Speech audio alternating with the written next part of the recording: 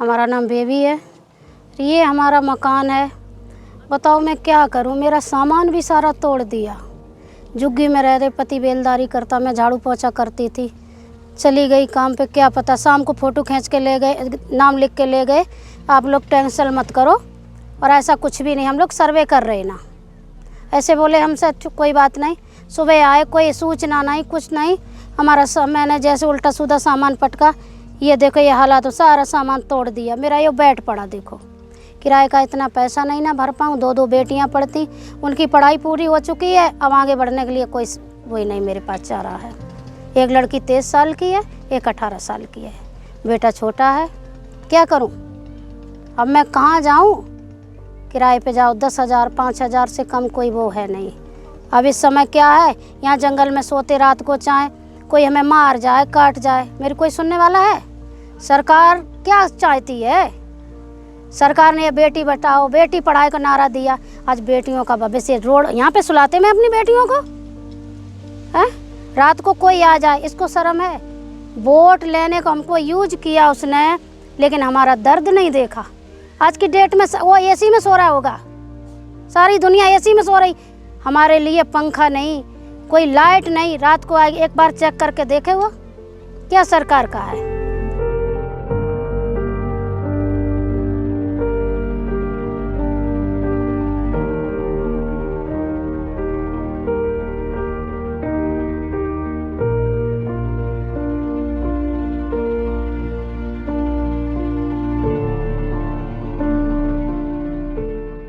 ना तो यहाँ भी 22-23 तारीख को आए थे, पन्नी हटवा गए कि झुग्गी मत डालो, झुग्गी डालो, फिर अगर झुग्गी डाल लेंगे तो फिर आ जाते गाड़ी लेके, पन्नी हटाओ। तो भाई हम जाएँ कहाँ? हम जाएँ, मान लो रोटी है, अब कैसे खा रहे? क्या अपना तो पानी है ना, लाइट है ना कुछ, हम मच्छर यहाँ मजबूरी में फंसे, हम जाएँ कहाँ? तो हमारे कोई जान तो है नहीं, हम बुढ़े बुढ़िया यहाँ फंसे, बना रहे खा रहे, थोड़ा बहुत मीठे फूटे निकाल लेते हैं, वो उसी में बेच लेते हैं, उसी में खा लेते हैं। भाई धंधा तो हमारे पास है नहीं, धंधा बेदारी करने लायक हम है नहीं। ठीक है, अब गवर्नमेंट है, गवर्नमेंट क्या कर रही है? ये गवर्नमेंट क्या कर रही है? बाबा साहब है, ये संविधान है, संविधान के तहत हमारा बंटवारा चाहिए 85% का। कौन दे रहा है?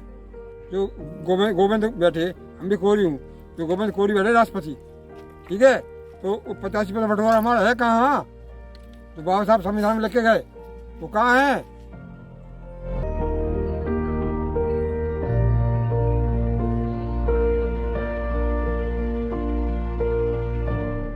Land is a very critical element for Dalit lives, for their livelihood, for their well-being, for their rights, and for their empowerment.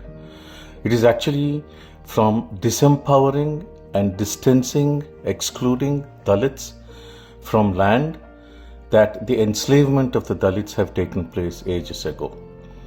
You see, Dalits have been primarily tilling the land. They are the ones who have been the farmers.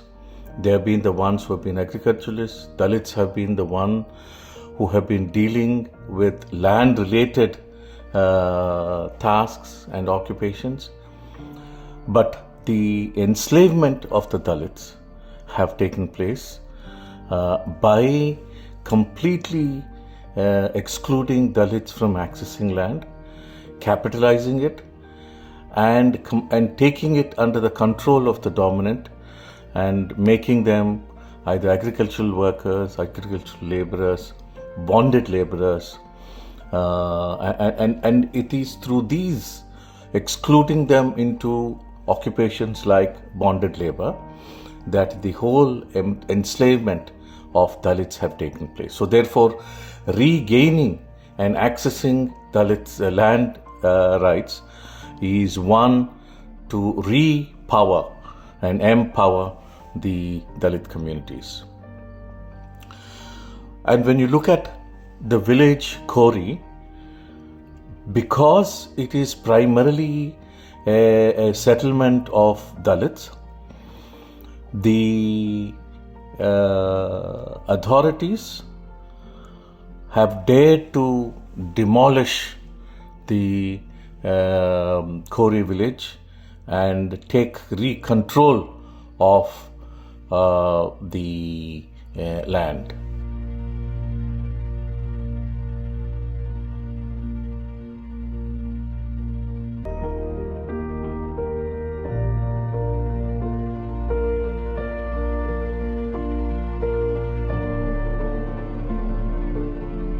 घोरी प्रकरण का ये है, जो PLPA land है, यहाँ एक बाजू में कांद इनक्लेव है।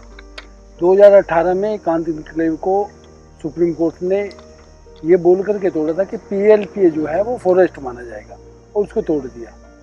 लेकिन हरियाणा सरकार ने 2019 में ये कानून बनाया, और इसमें 3A में लिख दिया गया कि जो जो चीज़ें 3A में है, इसमें आप इसको दिखा सकते हैं, जो जो एरिया 3A में हम डाल देंगे वो एरिया फॉरेस्ट में नहीं आएगा। तो उस 3A 2000 PLPA act 2019 amendment act के अनुसार जो MCF का लैंड है वो फॉरेस्ट लैंड नहीं है, ये इसमें साफ लिखा है। क्वेश्चन रेज होता है कि अगर ये फॉरेस्ट नहीं है तो ये माननीय सुप्रीम कोर्ट का आदेश है 7 जून 2021 में, जिसमें पूरी खोरी ये तोड़ी गई। तो क्वेश्चन ये है कि भाई आपने जब ये पहले ये मान लिया कि ये एरिया फॉरेस्ट नहीं है, तो फिर आपने ये तोड़ा क्यों? तो आदेश में लिखा फॉरेस्ट को तोड़ना या नहीं, ये साफ साफ लिखा है। तो अगर ये होटल जो हैं, ये पूरा पुलिस स्टेशन और 7 किलोमीटर लंबाई, 3 किलोमीटर चौड़ाई, 37 सेक्टर तक, और ESI मेडिकल कॉलेज बीच में सेक्टर भी है, पुलिस स्टेशन है, होटल हैं, ये सब एरिया जो है फॉरेस्ट है। अगर इसको माना जाए तो ये फॉरेस्ट तो नहीं है, ये तो क्लियर हो गया। तो फिर गवर्नमेंट ने गलत जानकारी सुप्रीम कोर्ट को क्यों दी? इसकी जांच होनी चाहिए और कोर्ट को ये बात बतानी चाहिए।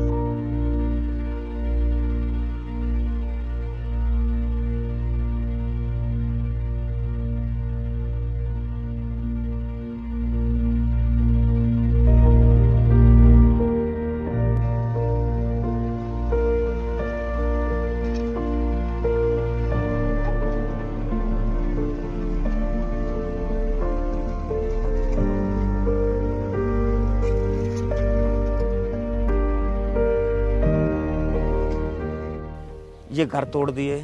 अब हमारे पास ना ही तो कोई मेरा कोई साइड बिजनेस तो है नहीं, ना ही मेरी कोई सरकारी नौकरी है। ये मेरी दोनों बच्ची हैं। अब ये इनकी पढ़ाई लिखाई का जिम्मेदार कौन है? मैं भी चाहता हूँ कि मेरी फैमिली आगे बढ़े, मैं ये नहीं चाहता, हमारे भी कुछ सपने होते हैं, ऐसी बात नहीं है। मंत्री मिनिस्टर या इन लोगों को ही सब, हम भी अपने बच्चे को बाहर विदेश पे भेज सकते हैं, भेजना चाहते हैं। उस पे तो सरकार गौर नहीं करती। क्या ये सरकारी ज़मीन अभी सरकारी हुई है?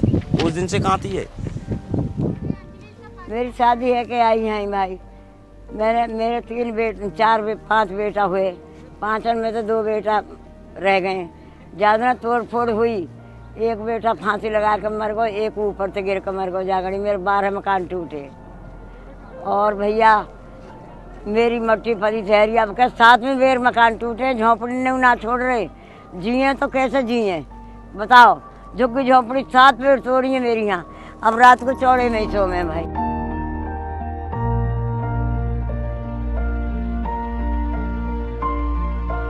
सूरज कुंड पे गए हम, सूरज कुंड पे खाली बाल्टी लाए, पानी में है ही ना, में भरा नहीं ना दियो काई ने, और न पैप लगा लिए भीतर कमरे में, भरन ना दियो। यहाँ मत आकर पानी गाँव टूट को तुम्हारा अब कहा है काई को हमें अब तुम भरने हैं। गाली भी देते हैं, बाल्टी में फेंक देते हैं। बेशरम सब तरह बोले जैसे यहाँ पर रही है, बेशरम पर रही है, आ जाती है चमारी फमारी सब तरह कहते हैं।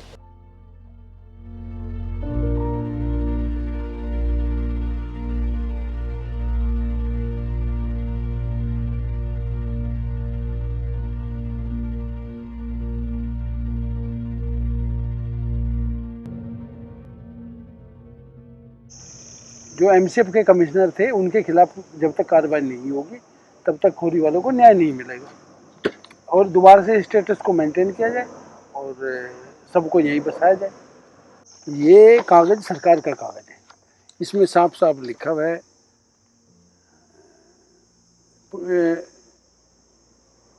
ये रहा पुलिस स्टेशन सूरजकुंड, राजहंस टूरिस्ट कॉम्प्लेक्स, मानव रचना यूनिवर्सिटी, आरावली इंटरनेशनल, सिद्धार्थ आश्रम, हुड्डा सेक्टर, कई सेक्टर हैं, जिम खाना क्लब, बड़कर लेक रिजोर्ट, सब जंगल है। तो तोड़ो सबको, मेडिकल कॉलेज तोड़ो ना, यहीं से शुरू करो, नहीं क्यों दूर जाना है। और यहाँ जो पुरानी खोरी है उसमें दलित लोग रहते थे और आज से नहीं थे, लगभग 60 सालों से रहते थे। जो ये एरिया था पूरा, तो पहले माइनिंग में काम करते थे, बहुत सारे 3-3, 4-4 पीढ़ी हो गई लोगों को।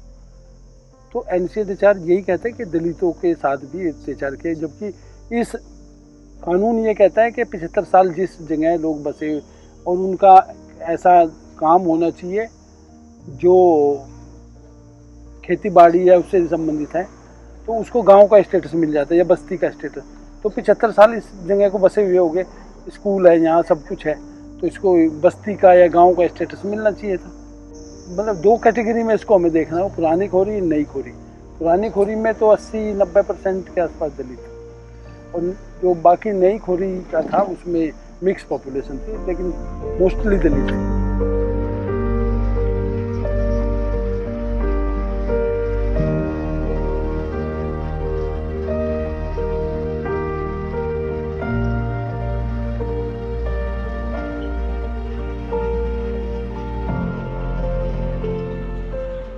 पढ़े हैं हम, हमारा गांव पुराना गांव है, हमारा मंदिर मस्जिद सारी तोड़ दी, सब तोड़ दिया। एक हमारा अम्बेडकर मूर्ति है, एक सरकारी स्कूल है, सब कुछ था हमारा इसमें। सरकारी मीटर थे, बुजुर्गों की पेंसिल भी आती थी यहाँ, नगर BPL कार्ड भी थे, राशन मिलता था, सब कुछ था हमारा, सरकारी कागज सब कुछ है यहाँ पर।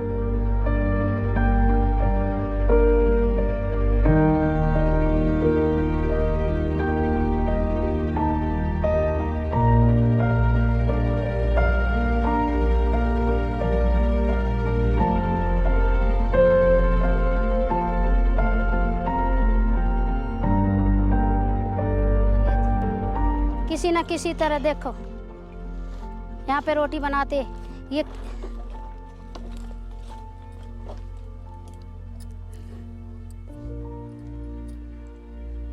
हालात सरकार ने कर रखी है हमारे लिए।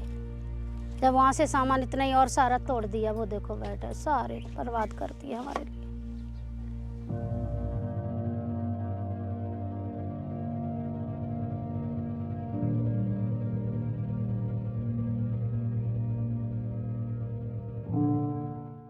One of the reasons for the demolition of the Kori village is primarily because 95% of them belong to the Dalit caste.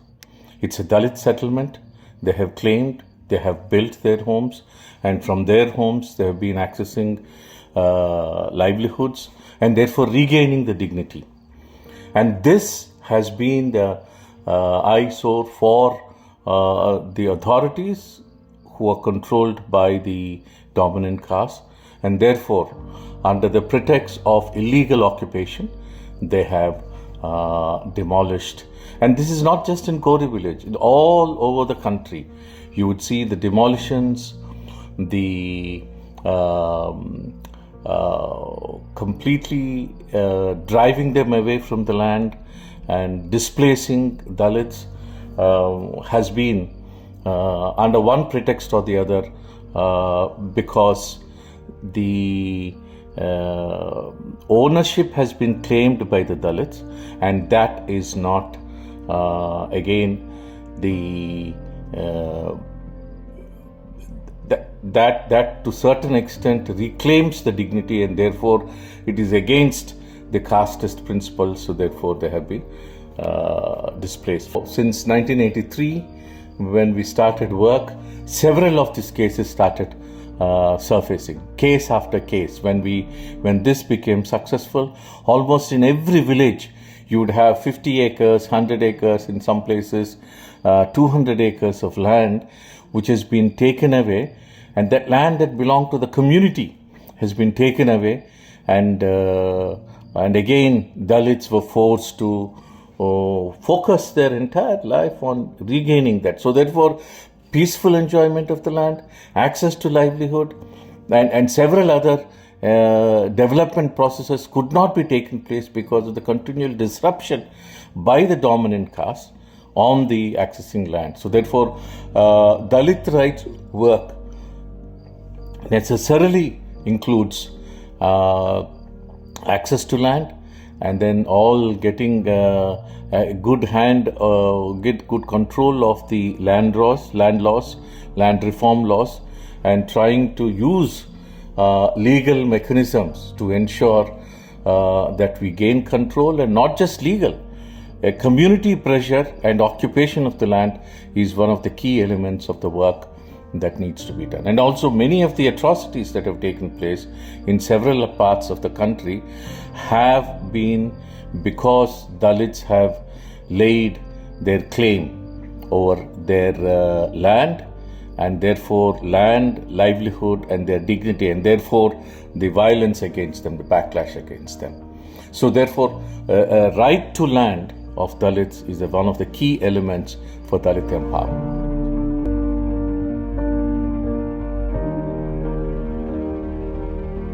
भैया मूर्ति नहीं टूटन देंगे, चाहे हमारी जान चली जाए, चाहे बेशक हमारा गांव चलोगा, हम मूर्ति नहीं टूटन देंगे बाबा साहब।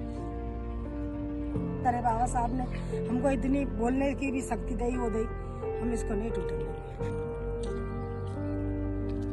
जहाँ तक हमारे बस की, हम अपनी जान भी बेच के केस में लड़ेंगे और मूर्ति को नहीं उठाने देंगे। हमारे कुछ भी ना है, बेटा जो अब मर गए, 2 बेटा 2 मर गए, जवान विधवा बहू है। हम कहाँ चौरे में पड़े हैं, धूल मट्टी खा रहे हैं। यहाँ हमारे तो 90 साल पुराना घर मकान तोड़ दिया जो हमारा। हाँ, 90 साल पुराना, बड़े बूढ़े ही मर गए, हमारे बेटा भी ही मर गए, हमारे ब्याह शादी ही आए, तीसरी पोते भी है, पड़पोते के पोते भी है, जाने कैसे रहे में बेटा। हमें रोज की भगाने को आमे, रोज की नो कहे भगो यहाँ ते। अब यहाँ घर बना लिया, वो तोड़ दिया, कहाँ जाए हमें। हमारे घर में भी, गांव में भी जगह ना रही हमारी, कहाँ जाए हम, लो बता बेटा। हमें भगा रहे, रोज की धमकी दे के जामे आमे, रोज धमकी दे में, कहाँ जाए। हमारे ठीक ठिकाना ही ना है, हम कहाँ जाए। हमारे घर मकान हो तो तब चले जाते, काय के पड़े रहते। परसों पल्ले दे कितनी आंधी आई, वो आंधी में पड़ी दे, मेरी कितनी लगी है देख, हाथ तक चून भी ना मट रहा, मेरी उंगलियां फूट गई दे, दही फूटी पड़ी, चाट बन रही दे, यूरी ये चाट बन रही दे, या मैं कोहनी में लगी। मैंने रात को कपड़ा बांधो, भीजो कपड़ा बांधो, जब मेरा आराम पड़ो, या कोहनी में यहाँ ईंट लगी, मेरा आके नहीं फटते ऐसी, या पे धर राखी दे, या फंटासे पे धर राखे, रुआ पे आई तब फट दे, सीधे ईंट लगी मेरे। क्या करे बेटा, हम तो बड़े।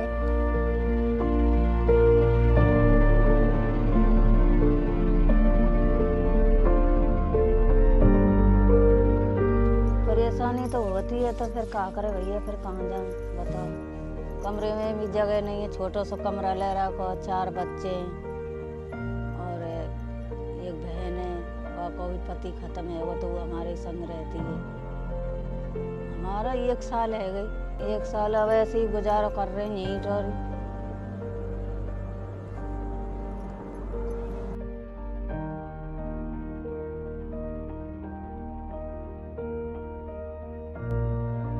मेरा नाम हरिंदर सिंह है, मैं बिहार से बिलोंग करता हूँ। मैं 2000 में यहाँ प्लॉट लिया था, किसी का मकान बना हुआ था तो मैं मकान लिया था। तब से मेरा आईडी, सारे आईडी मेरे पास हैं।